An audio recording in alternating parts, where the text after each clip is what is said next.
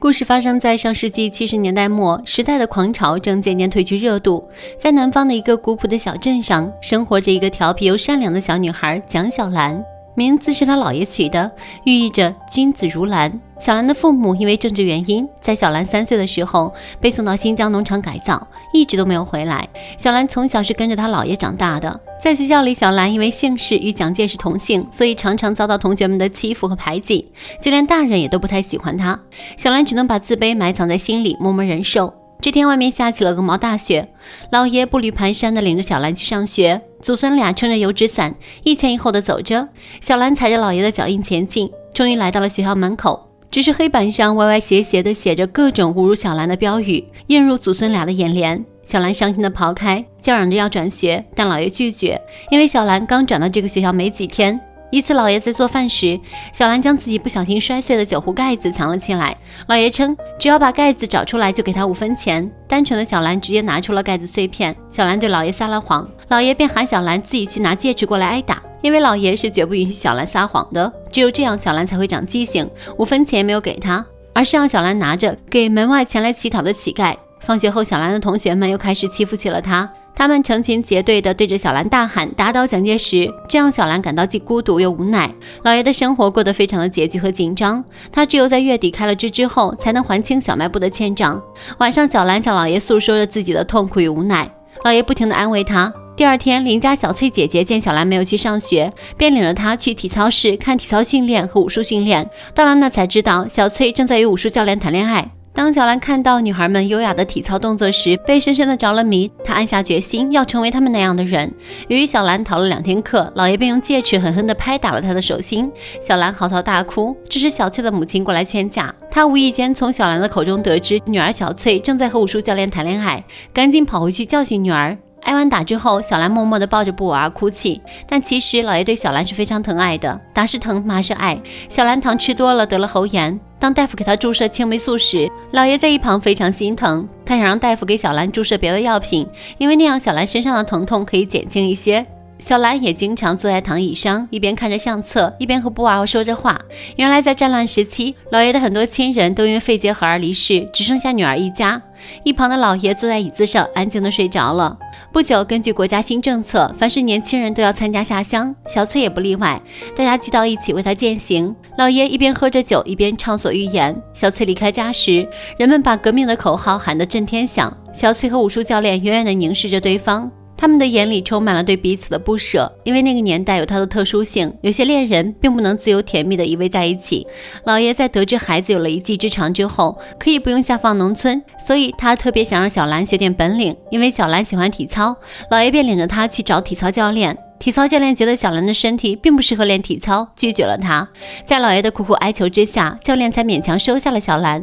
小兰第1天练体操，哇哇的哭声让姥爷很心疼，所以他不想让小兰继续的练下去。不过小兰很坚持，看不下去的姥爷扮成孙悟空的模样逗小兰开心。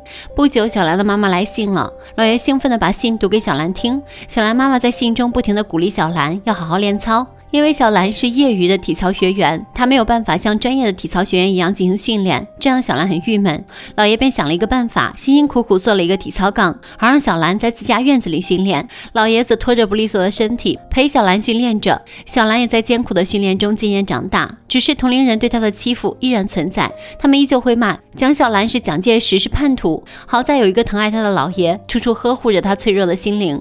同队里的人都领到了体操服，只有小兰没有，这让小兰很伤心。姥爷便领着她在商店里买了一件泳衣，然后利用晚上的时间一针一线的将泳衣改造成了体操服。即便这样，小兰也还是被队员和教练管教业余的。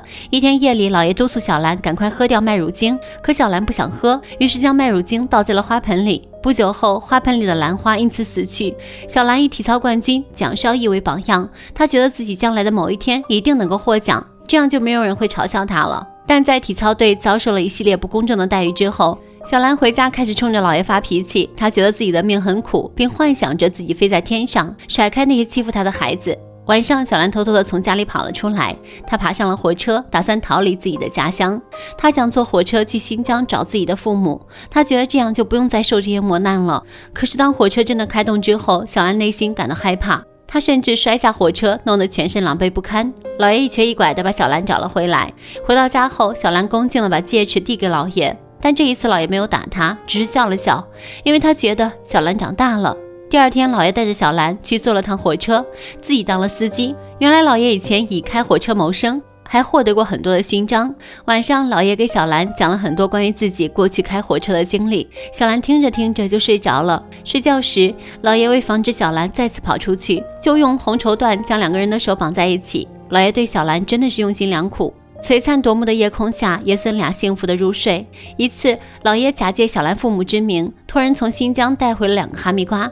两个人将哈密瓜切开后，把其中的大部分都送给了亲朋好友。老爷让小兰把最后的几块哈密瓜给教练送去，这让小兰不高兴，不过她仍然照做了。她拿着哈密瓜来到了教练家后，却临时改变了主意，因为教练的孩子说小兰是业余的。小兰担心别人误以为她要贿赂教练，索性将哈密瓜吃了个精光。等小兰回到家后，她发现原来老爷早已经给她预留了几块哈密瓜。面对老爷对自己深沉的爱，小兰感到深深的内疚。这天，老爷穿上了她的正装，小兰把自己打扮得很漂亮。他们来到了照相馆，开心地照了一张合影。小翠姐姐则从远方给他们带来了一盆兰花。看着小翠姐姐回来，小兰脸上挂满了笑容。晚上，小兰外出时，无意间碰到了小翠和武术教练。武术教练问小兰为什么最近不去体校，小兰没有说什么。第二天，小翠坐在长椅上吃着口琴，小兰躺在她的腿上看着漫画。和小翠在一起的日子，小兰感到无忧无虑。小兰在胡同里勤奋地练习着体操，这引起邻居们的围观。当邻居们夸赞小兰时，老爷的脸上也会露出开心的笑容。小兰在渐渐地长大，她的身体越来越成熟，月经也伴随而来。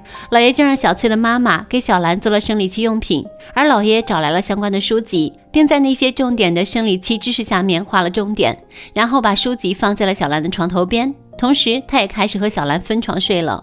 不久，村里传来了噩耗，小翠姐姐遭遇山洪爆发，不幸去世，这让武术教练伤心不已。在小翠的葬礼上，小兰感到无比的伤心，同时也感受到了人世间的生死无常。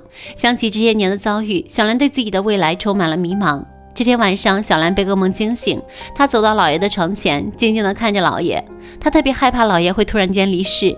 在确认老爷平安无事之后，小兰才松了一口气。一天，当小兰回到家发现没有老爷之后，把她吓坏了。小兰赶紧四处的寻找老爷，直到她发现老爷和其他人聚在一起看新闻时，她才松下心来。此刻的小兰已经开始处处体谅和关心自己的老爷了。时光缓缓流逝，细雨绵绵的小镇永远带着化不开的愁绪。渴望成为体操冠军的小兰一天天长大，而那个永远牵挂着她的老爷却在慢慢老去。伴随着年龄的增长，老爷感觉自己做起事来力不从心，连炒菜的力气都没有了。小兰却开始变得懂事起来，主动承担起了各种家务。老爷的身体越来越虚弱了，小兰尽自己最大的努力去照顾他。深夜看着老爷日渐衰弱的样子，小兰总会忍不住转过身去偷偷的哭泣。老爷则用尽力气努力扮成孙悟空的模样逗小兰开心。过年时，邻居们知道小兰家困难，所以都来看望和帮助他们。